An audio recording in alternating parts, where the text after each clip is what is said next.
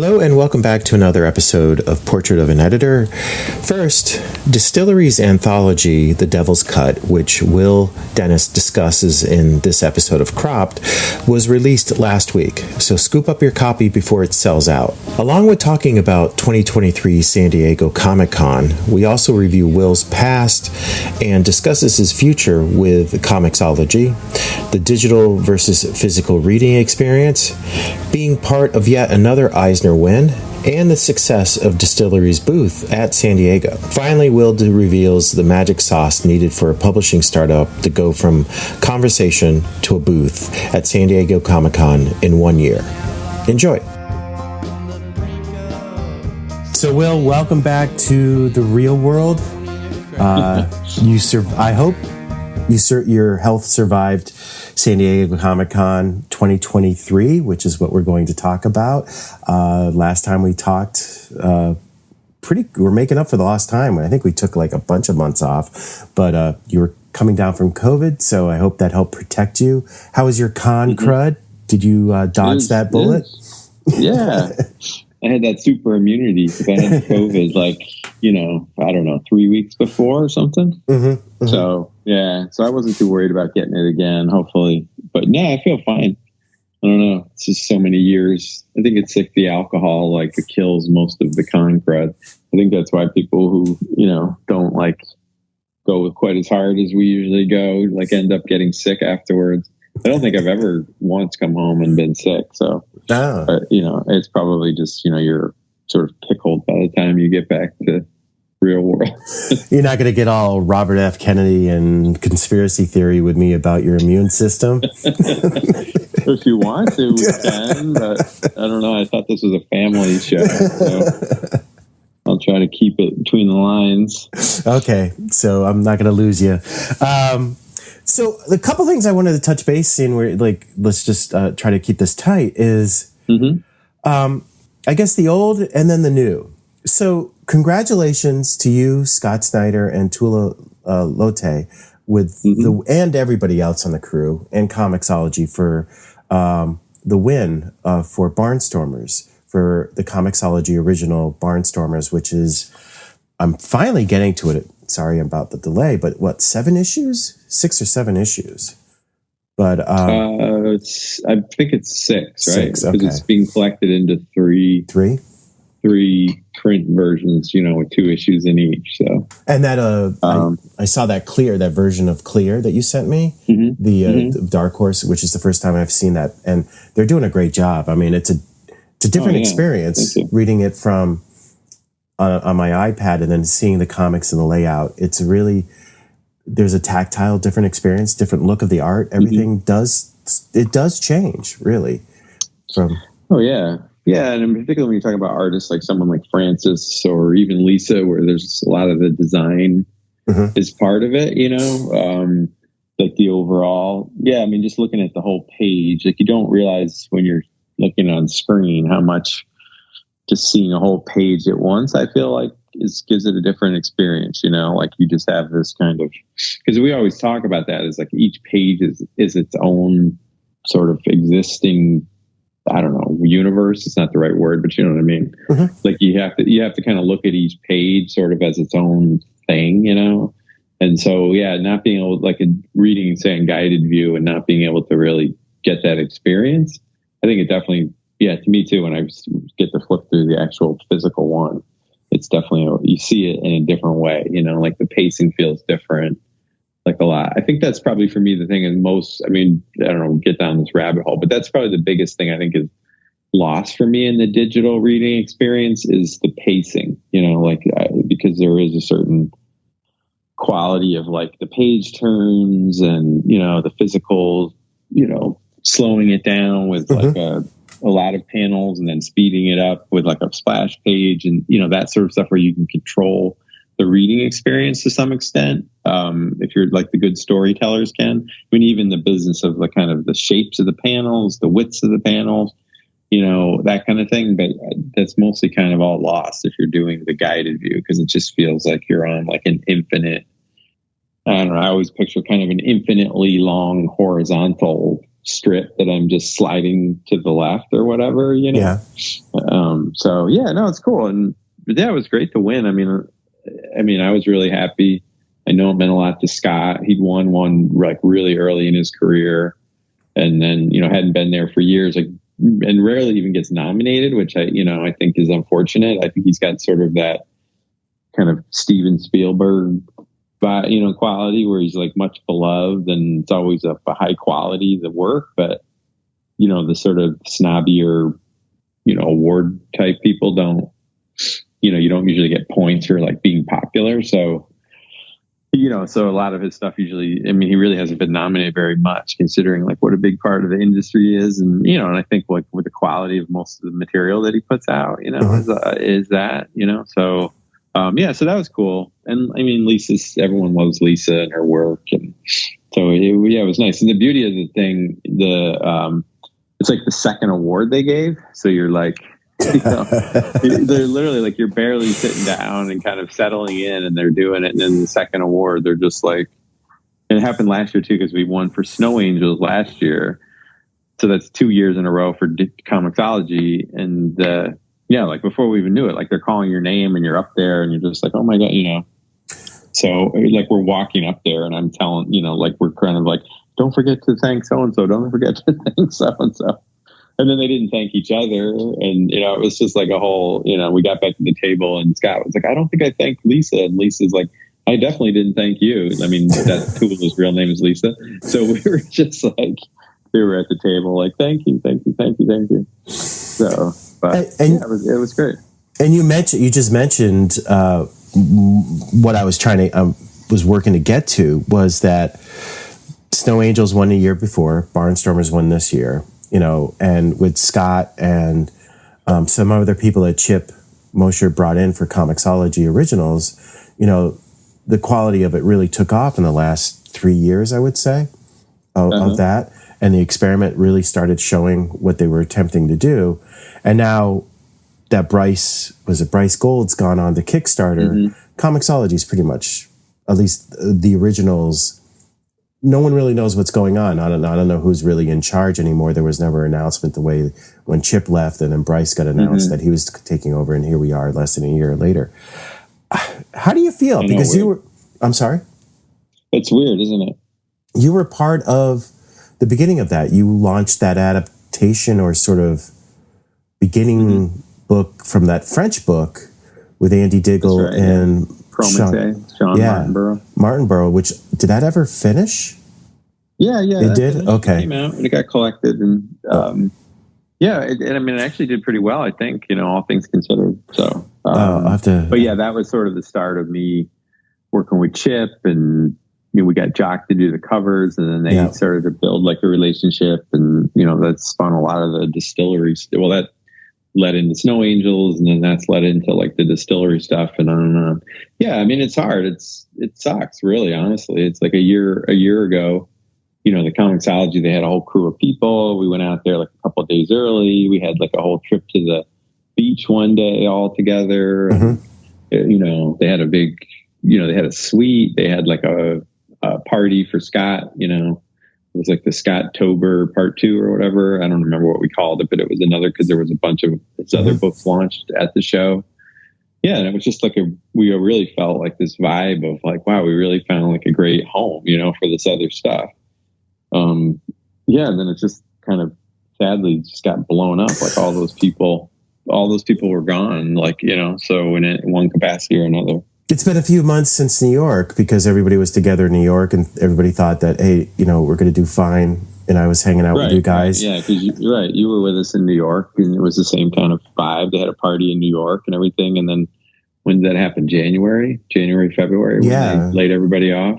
Yeah. I mean, I was pretty shocked, honestly. I thought that, you know, you always sort of think, well, you're in the content business, so maybe you're protected, you know, but like, I mean, look at this strike that's happening. It's kind of like, I don't know, a lot of these companies maybe think they can do it without you, or they just don't really understand the value of what they have exactly. I don't know. I think a lot of times these companies, like, they start these cuts, and then, you know, the cuts are very they're not like with a scalpel. They're with like a meat cleaver, you know? I mean, it's like you saw it at Twitter. It's like they start firing everybody, but then it's like, oh, wait, we fired all the people who actually cut the checks and turned the servers on, you know? And it's like, what, you know, I mean, it's like you can't really just look at a spreadsheet and be like, everyone below this line is gone, you know? But I think that sometimes these companies, that's kind of the approach. Because particularly for the money that they spend on this stuff, and for I'm sure the salaries that some of those people were. I mean, I understand there's probably some redundancies, but you know, somebody like Bryce. I mean, for what they were probably paying Bryce for the amount of content he was generating, and the goodwill, and the new material and stuff, like you know, that's like a cut to me that's just too deep. You know, like it just doesn't make a lot of sense. You know, but. I mean, we're still working on the stuff that we're working on. We have a few things lined up that we're still putting out, new stuff that will be coming out, like probably starting in the fall. From Comixology? Yeah. Okay. But then after that, we don't know, you know, like we're not pitching any new stuff beyond what's already contracted. You know? But I think we did last year. I think that was at New York Comic Con last year that we announced like some new, some new stuff. So, yeah, once those things finish, you know, that might be sort of the end of this phase, you know, which sadly, but was a reason ever given? Did you ever get a solid reason for this sort of just change, just really huge upheaval of change, of shuttering, basically? No, I think it was just part of like a bigger cut across the board at Amazon. I mean, remember they first announced it was going to be 12,000 layoffs, and then it got bumped to 18, and then they did 18, and then they added another wave of it after the wave that all these people got, you know, let go in. No, I think it's just, you know, whatever. The shares were down and inflation's up and the margins get squeezed, and then they just start like chopping off heads, you know? Yeah.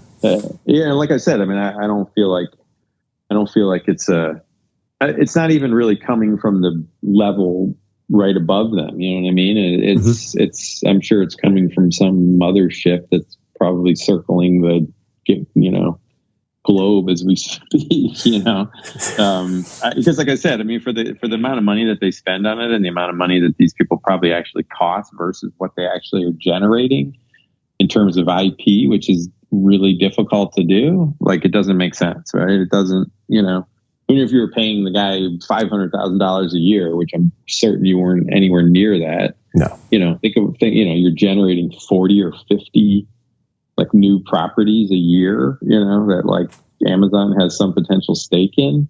And it doesn't, you know, but whatever, it's not, you know. So yeah, I'm glad that Bryce is at Kickstarter. I saw him. He seemed really happy.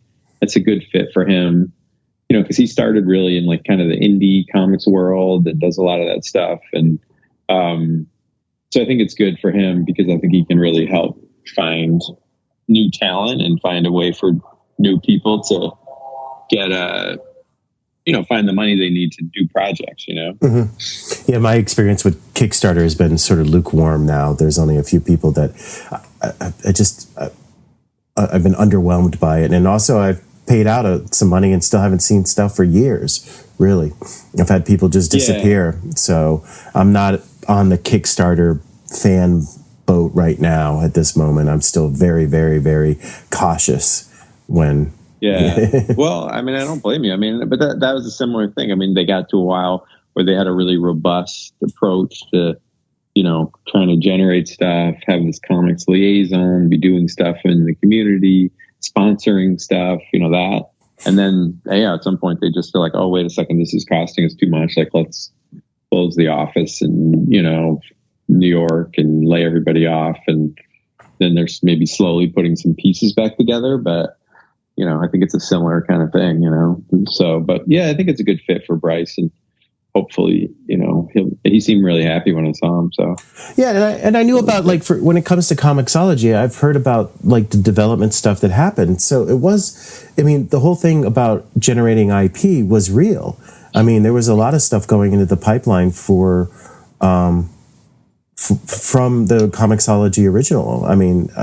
That I've heard that, like, we've done development. You know, just between me and Scott, we put in a dozen new properties, like in the last 3 years.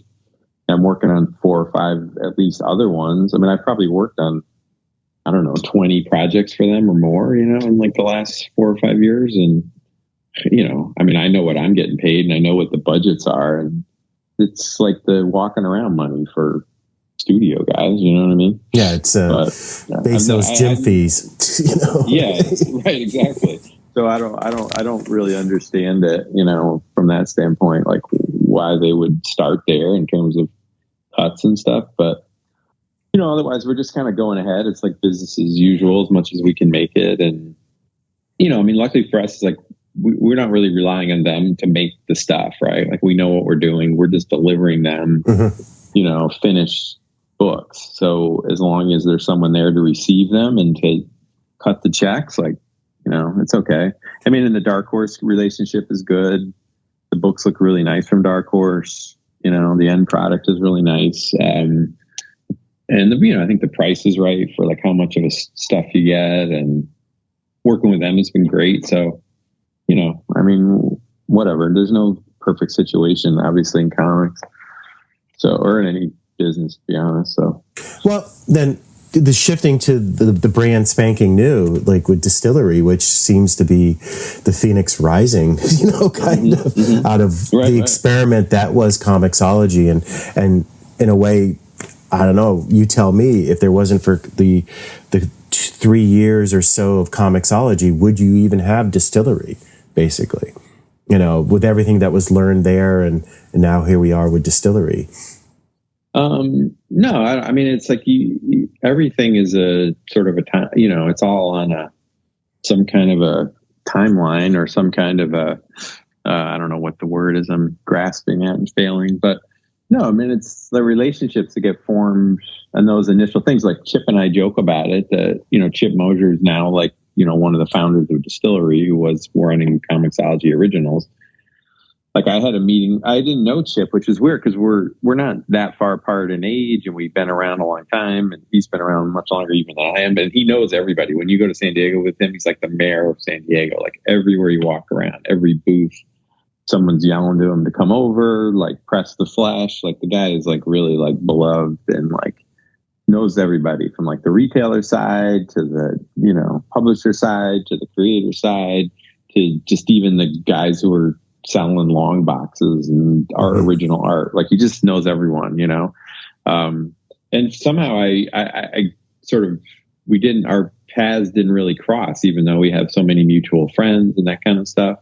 But yeah, it was years ago. I had an appointment. I made an appointment with him to talk to him about doing some online comics, and then we just sort of kept in touch and, just built it out from there. But yeah, I mean, this time last year, him and David were at San Diego and just sort of in the very first stages of trying to cook up this new company, and just literally started talking to some of the people that they were friends with and talking to me and all that kind of stuff last year in San Diego.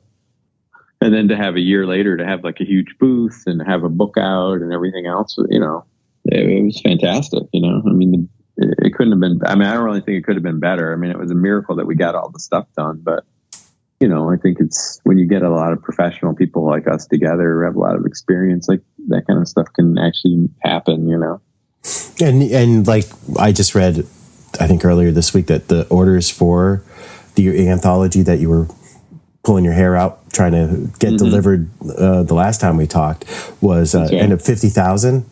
So that's, I mean, Brian Hibbs, of course, in the comments commented that I guess everything's returnable. So it's not 50,000 sales, but it's an order of, people wanting to, definitely see the product and the opportunity that at least it's going to be in stores. That's a healthy order. I mean, you guys can't sneeze at that, really. A fantastic order. Just in terms of like what we were, spitballing what we'd be happy with versus what it is. What would you have been happy with? You're talking about a book that's close to $10, right? Yeah.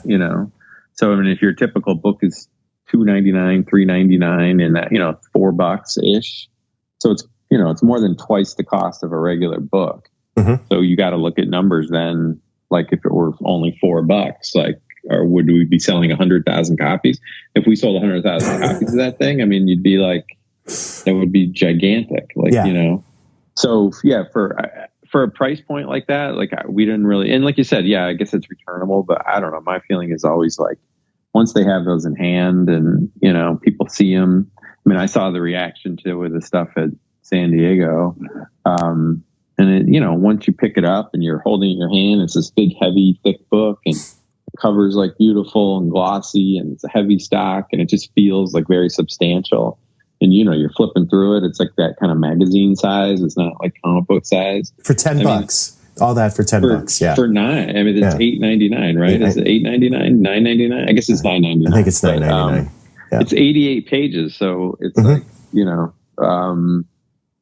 yeah, I don't know. I don't really see, if you're the kind of person that, you know, you have interest in that and the name is attached to it, I mean, are you really going to flip through it and be like, I don't think I want to spend my money on this? And, you know, then the retailer is going to take the time to return it and send, I don't, you know, I just don't, to me, I don't really, I feel like those are pretty locked in sales. I mean, I could be wrong, but. No, it sounds like something that could sit on a shelf for a while, even if they don't, you know, empty this, fly out of the store that week, that it's sitting there and it's, you know, it's got, as word of mouth, you know, it has a long tail basically. And also, I don't know if you're going back to printing at all, depending on the sale, but, you know, I don't know what the conversations, I know on digitally there's a time limit, but, for, you know, so it just seems like it's a book that could maybe bring people in or be another, you know, an impulse buy really, because at that price point, for those pages, that's still a bargain.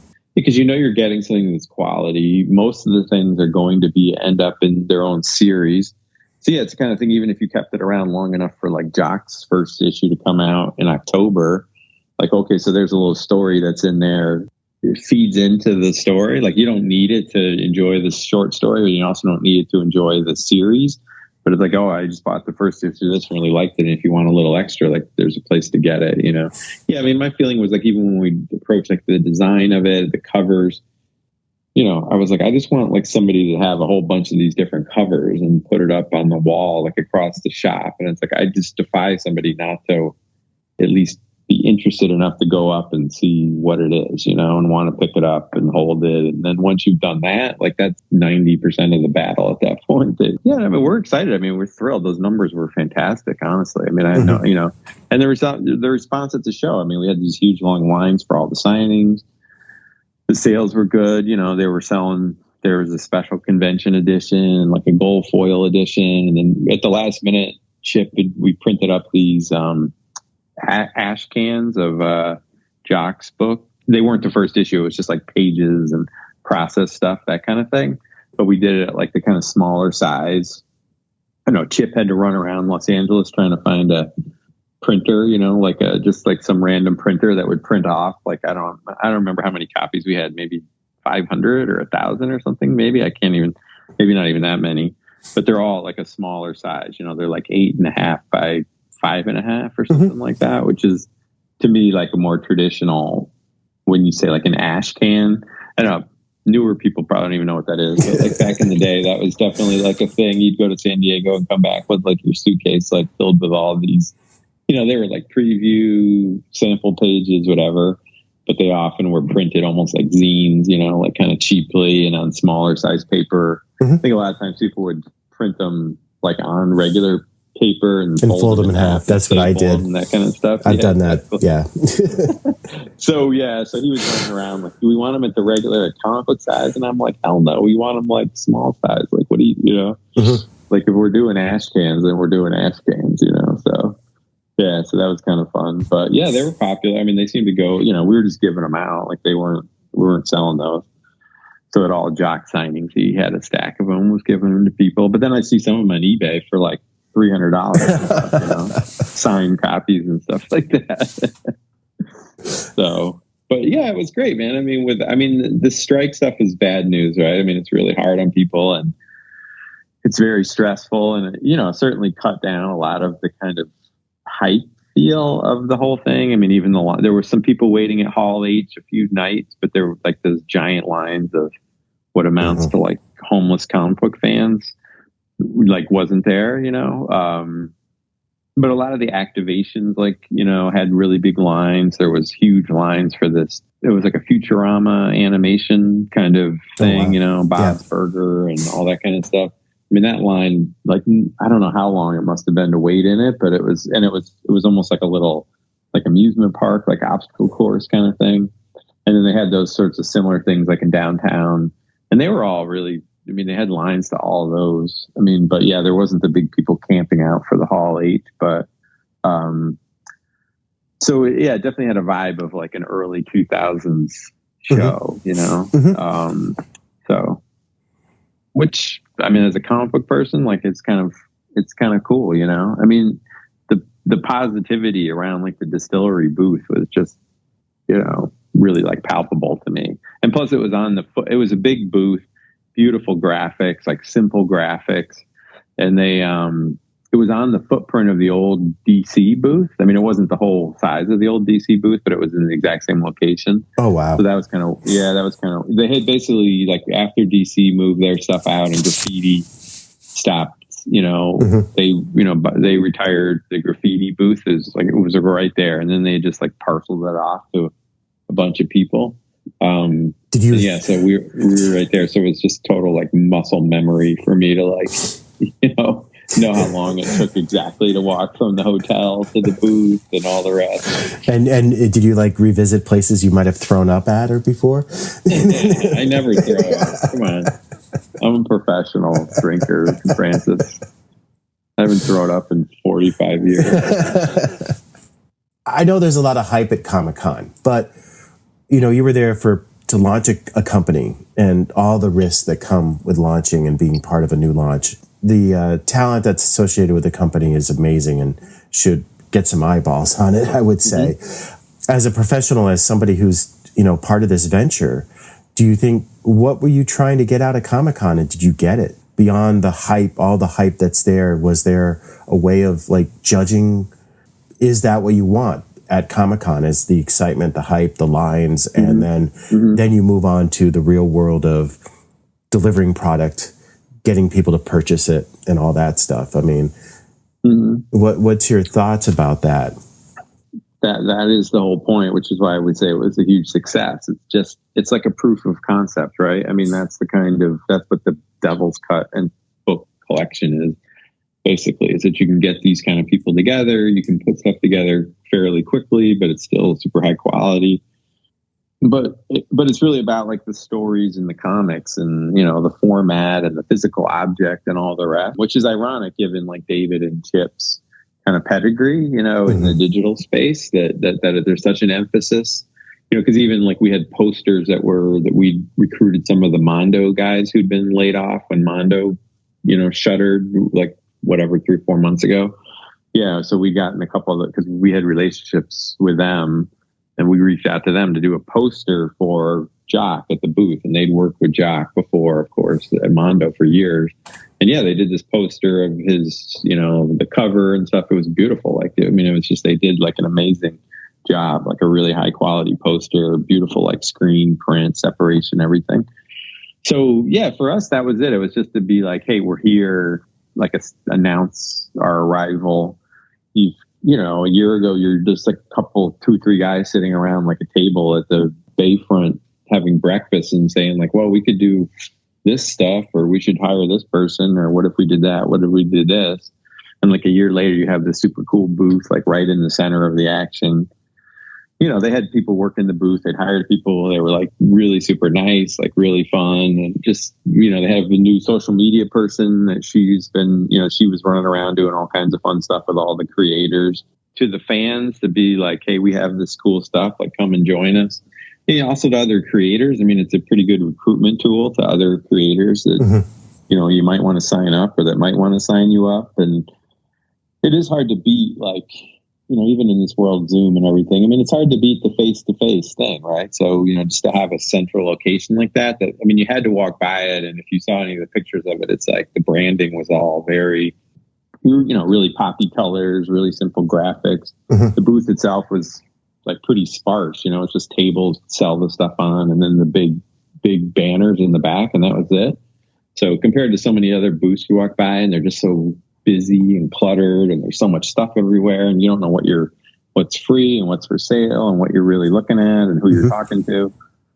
So yeah, so that was great too. I mean, there was definitely a steady stream of, creators that we're not working with that, stopping by and giving kudos, but also, hey, when are you guys going to start looking at new stuff, or do you want to talk or whatever? So couldn't beat it from that standpoint either. So, I mean, I don't think it could have been more successful, honestly, than it was. I mean, I think the sales were really good at the booth, but it was just like the general vibe that we left with. And then even as we were saying before we started, Chip had the idea that for years there was this party on the Sunday night. It was like the big rap party, yep. And it was like I would go some years, but some years you couldn't get invited. And it was very kind of annoyingly, I don't even know what I never got invited.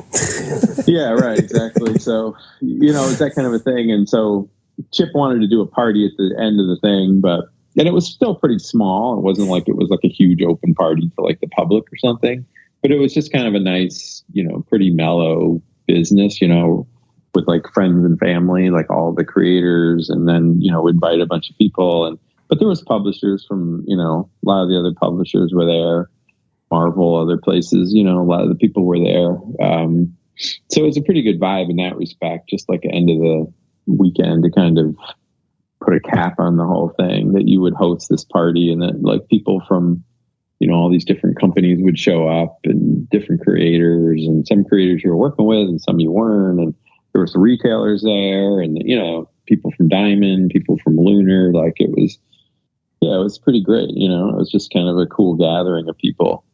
And, when you're hosting it, it's like, it's a nice shine to have. Right. So yeah, in that respect, I think it was great. And I mean, like I said, the strike stuff was unfortunate, but I think it benefited, the comic book side, because like these people just didn't have they didn't have as much stuff to do separate from the floor, I mean, I think there was probably still stuff happening at Hall H, like maybe they were still showing trailers and things. I don't even know, honestly, but I think I never have time to get involved with that. But I think they moved whatever panels that could show up. I think they might have moved panels for comics to Hall H. I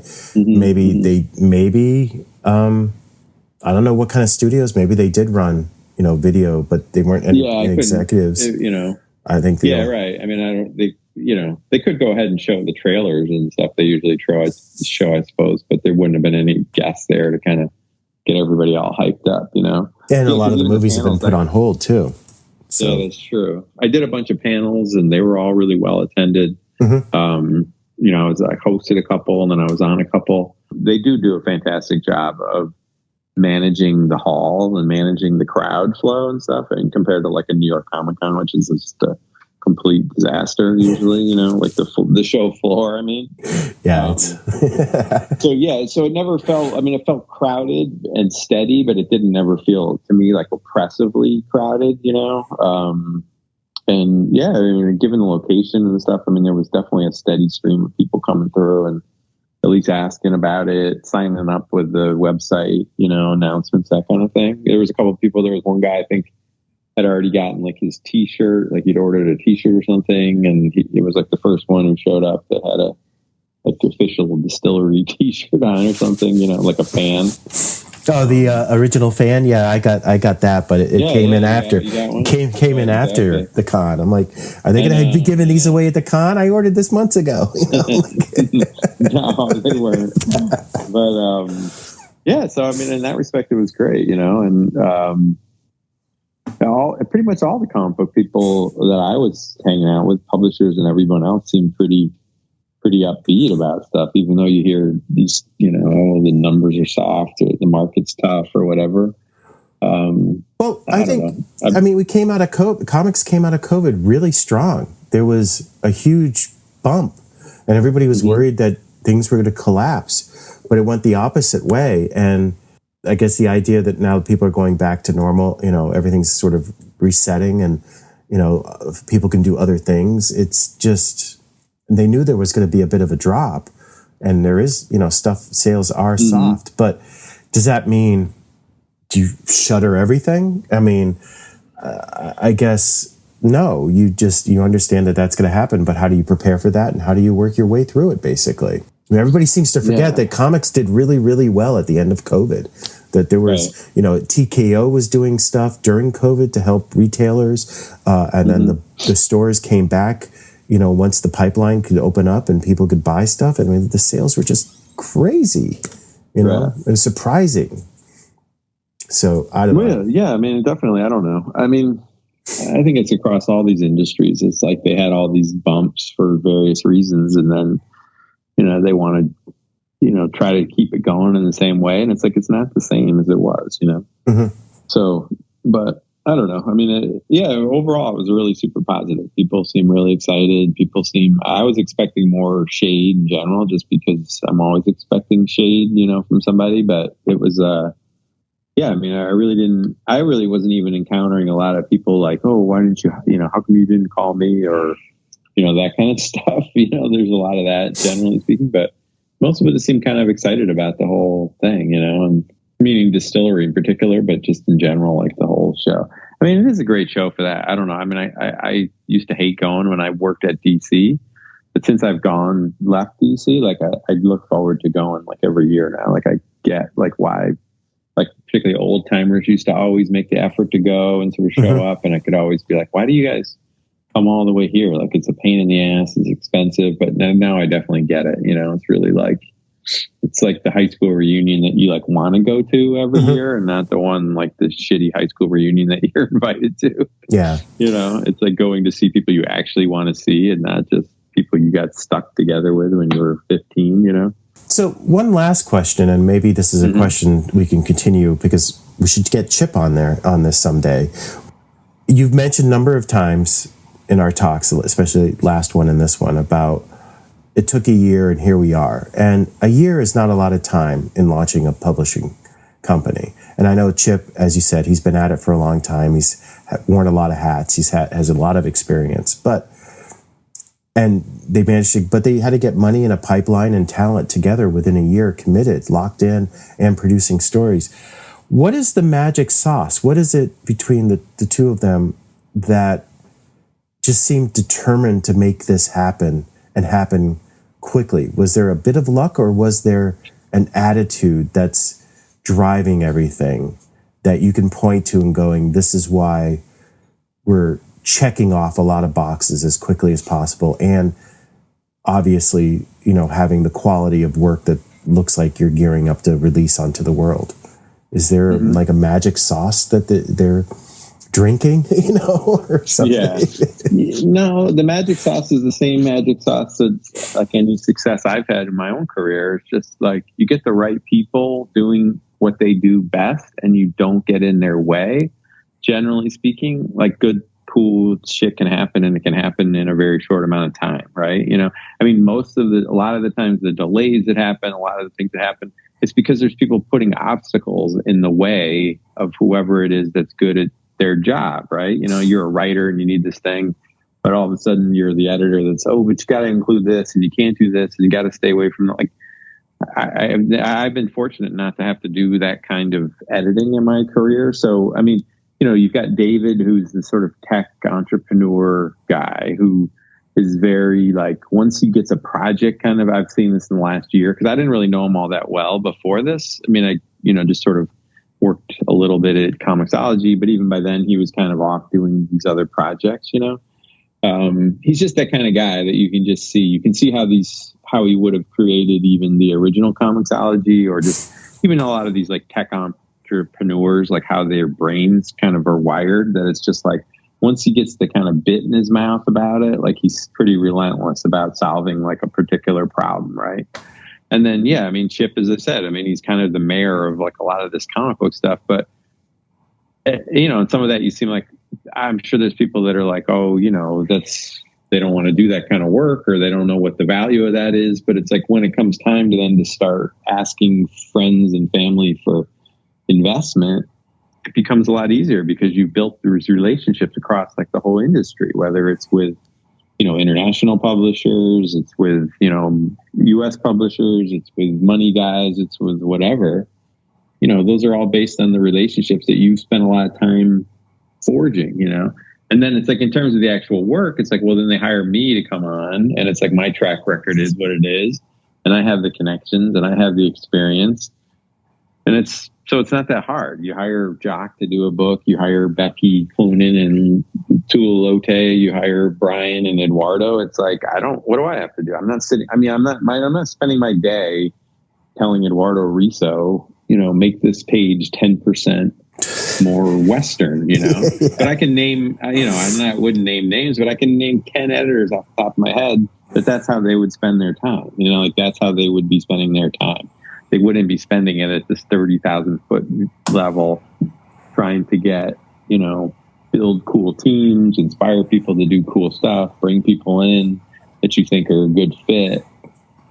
They wouldn't. They'd be in the weeds meddling with all this stuff, because there's a lot of editors in particular that think that that's what the job is, that if they're not doing that kind of meddling, then they're not doing their job, which I've never subscribed to that philosophy, which then frees up my time to do more of like the relationship building and the matchmaking and the kind of overview sort of stuff,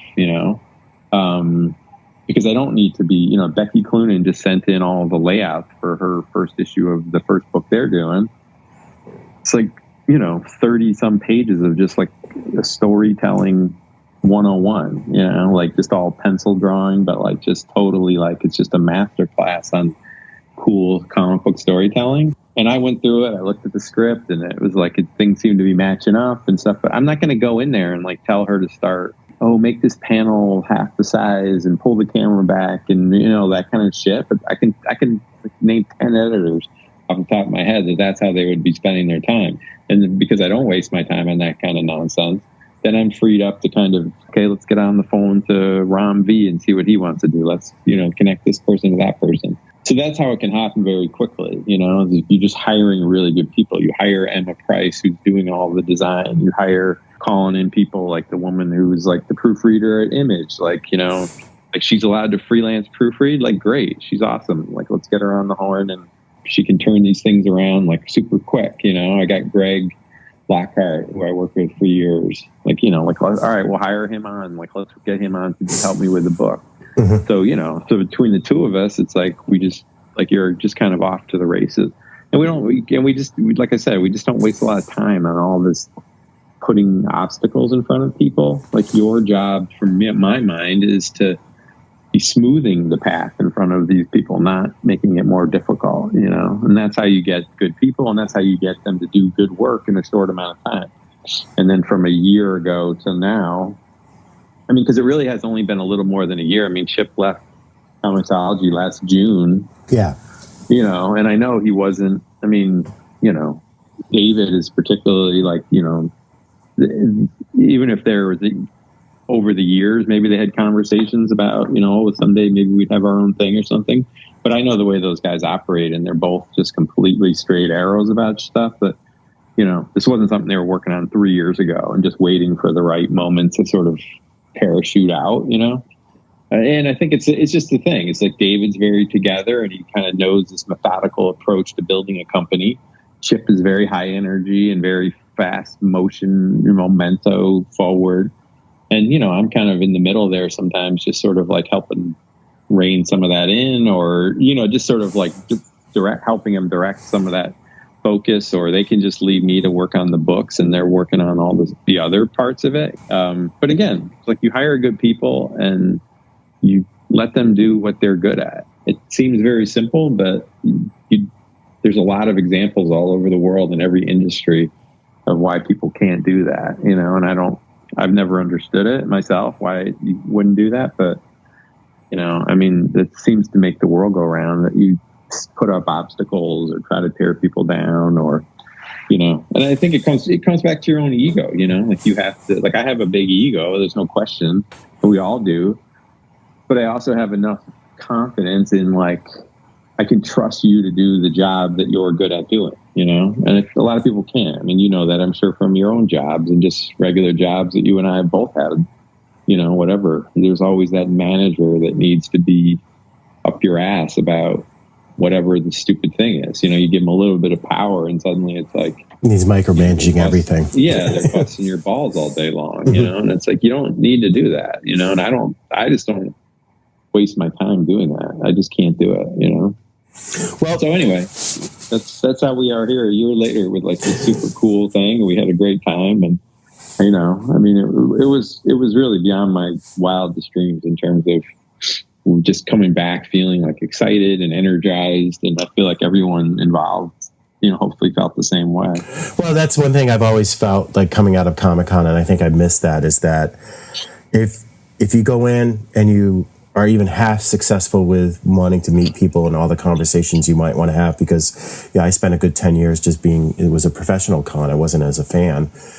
You come out energized. You can't help, you know, you might be exhausted just because you didn't sleep much and probably drank too much. But I always felt there was like it was a recharge, and you come back and you're almost like you're too excited to do work, but it's there, and it's sort of, and so if Comic-Con still has that kind of energy about it, especially, you know, 2 weeks later, and it helps you push you through and gets you, you know, the excitement's even more, and it seems to rub off the fans, then that was a success right there, you know. So if you're jazzed again, that's great. So, you know. Yeah, I definitely am, and I get criticized, I think, a lot for being cynical or being kind of, you know, cranky or whatever. But no, really? I'm really not, you know, I don't think. I just, you know, I might be more realistic or something, but yeah, I mean, you can't help but come back feeling like this is a cool job and this is a cool industry, and you're like really blessed to do it. And you know, your hard work paid off. I mean, that's the other thing too. It's like the work, you got to do the work, you know? I mean, it's like, I know people like think we run around, have fun, we're doing this, like, oh, maybe, you know, there's definitely been times when I think people thought, you know, we're kind of fratty or too, you know, laddish or whatever the heck it is. But it's like, I put in the work, you know, like I'm up earlier than you are and I stay up later than you do. And like, you know, and if you want to try to beat me at this job, well then, you know, you better start getting up earlier and you better start staying up later, because until then, it's like we're still like eating your lunch all day long, you know? So I don't know. I think people overlook that aspect too. It's just like, no, I'm very much aware of that, because looking back at myself 10 years ago and then what I'm doing now, and what's the issue is that 10 years ago, the work got done. The only way you can have a conversation, the only way you can move anything forward is by just getting the work done. You know, that's the difference between me as a writer 10 years ago and me as a writer now. And that's all it is. It's that simple, that simple of an explanation, but still, you know, that's really what it comes down. You got to get the work done, and move on to the next thing, basically get one thing done and then move on to the next thing.